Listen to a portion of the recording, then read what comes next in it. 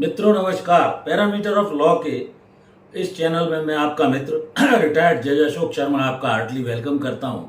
आज मैं x party divorce के बारे में बताने जा रहा हूं। एक तरफा तलाक क्या होता है, इसको देखें। वीडियो महत्वपूर्ण है।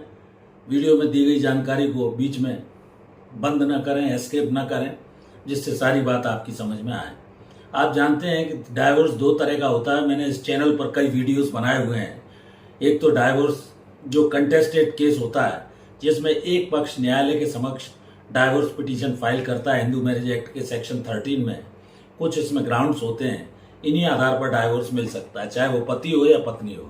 कुछ ऐसे आधार हैं जो मैं आपको बताता हूँ। सबसे पहला ये आधार है कि पति या पत्नी एडल्ट्री में रह रहा हो। दूसरा आधार है क्रूएल्टी, एक दूसरे के प्रति क्रूरता करता हो। डिजर्शन यानी त्याग दिया हो बिना किसी उचित कारण के। धर्म परिवर्तन कर लिया हो पति या पत्नी ने, बीमारी के कारण, पागलपन के कारण, या लेप्रोसी हो गई है, या कोई वीनरल डिजीज है, यौन रोग है, या धार्मिक कारण से संन्यास ले लिया है, 7 साल से अता पता नहीं है, गायब है 7 साल से। कोर्ट के जजमेंट के बाद वो 1 साल से अलग रह रहे हैं, एक साथ रहने का कहा गया है। और कोर्ट की डिग्री के बाद भी वो रेस्टिट्यूशन ऑफ कंजुगल राइट यानी अपने दाम्पत्य जीवन का निर्वाह नहीं कर रहे हैं। कुछ ऐसे कारण हैं जो पत्नी को प्राप्त हैं, ये अलग से हैं। ये अभी जो कारण बताए वो दोनों को उपलब्ध हैं। इसमें एडॉप्शन और मेंटेनेंस एक्ट की सेक्शन 18 के तहत कोई रेप केस वगैरह उसके ऊपर आ गया है, या खर्चा या गुजारा भत्ता के बाद उसका भुगतान नहीं करता है, तो वो डाइवोर्स ले सकती है। दोबारा शादी कर ली है पति ने, रेप केस में फंस गया है, या 15 साल के बाद और 18 साल के बीच कानूनी रूप से उसने शादी का उसको जहां अधिकार नहीं था वैसी, तो इस आधार पर पत्नी पति से डाइवोर्स ले सकती है। और वो मैंने कंटेस्टेड के कुछ ग्राउंड्स आपको बताए। इन आधारों पर मैंने अलग से वीडियो दिए हुए हैं, इसके प्लेलिस्ट में जाकर आप देख सकते हैं। दूसरा होता है डाइवोर्स बाय म्यूचुअल कंसेंट, सहमति के आधार पर। पहले कूलिंग पीरियड 6 माह का जरूरी था, 1 साल कम से कम शादी का हो गया, उसके बाद 6 माह कूलिंग पीरियड। अभी माननीय सर्वोच्च न्यायालय ने कुछ मामलों में ये कह दिया है कि कूलिंग पीरियड 6 माह का वेट करने की जरूरत नहीं है। अगर ऐसे सारे कारण बन गए, पर्याप्त और उचित कारण है कि डाइवोर्स दिलाना आवश्यक है, तो न्यायालय इस पर सिंपैथी पूर्वक विचार करके ऐसा कर देते हैं। अब एक पक्ष जैसे डाइवोर्स चाहता है, दूसरा नहीं चाहता है। कई जगह ऐसी स्थिति हो जाती है, पत्नी डाइवोर्स चाहती है, पति नहीं चाहता है, या पत्नी चाहती है या पति चाहता है, पत्नी नहीं चाहती है, एक दूसरे के वाइस वर्सा। तो ऐसी स्थिति में आपको जो कंटेस्ट केस लगाएंगे आप, उसमें कंटेस्ट केस में पिटीशन फाइल होगी और दूसरे पक्ष को नोटिस जाएगा, सम्मन जाएगा, सुना जाएगा दोनों को। सम्मन अगर सर्व नहीं हो रहा है, एड्रेस वगैरह है सही नहीं है, तो वह last substituted service order 5 rule 20 तक की प्रोसेस होगी।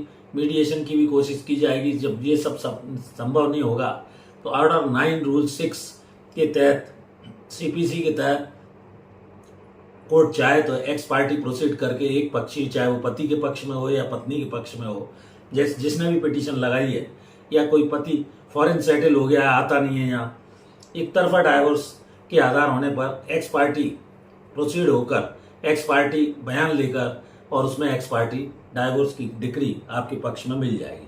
आप चाहें तो दूसरा पक्ष उसमें 3 माह के अंदर ऊपर के न्यायालय में उस ऑर्डर के अगेंस्ट अपील भी कर सकता है।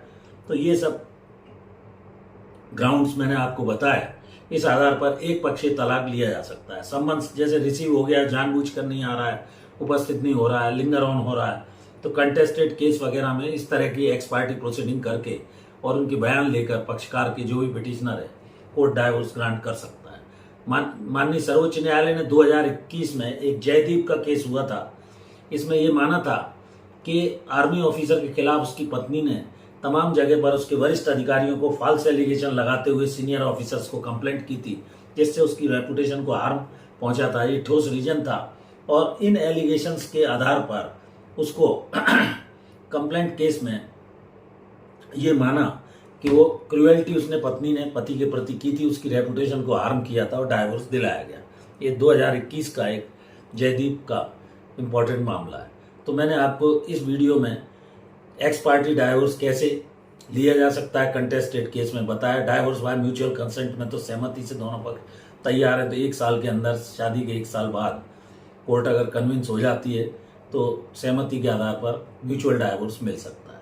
मित्रों, वीडियो कैसा लगा इसे लाइक करें, शेयर करें, मित्रों दोस्तों तक पहुंचाएं। और मेरे करीब 26,000 सब्सक्राइबर हो गए। मैं हृदय से आपका चैनल पर तहे दिल स्वागत करता हूं। चैनल से जुड़े रहिए, आपको छोटी छोटी जानकारियां इस चैनल पर मैं वीडियोस के माध्यम से दे रहा हूं। और एक और अनुरोध, मेरी धर्मपत्नी श्रीमती अर्चना शर्मा का भी यूट्यूब पर एक चैनल अर्चनाज RTF के नाम से है।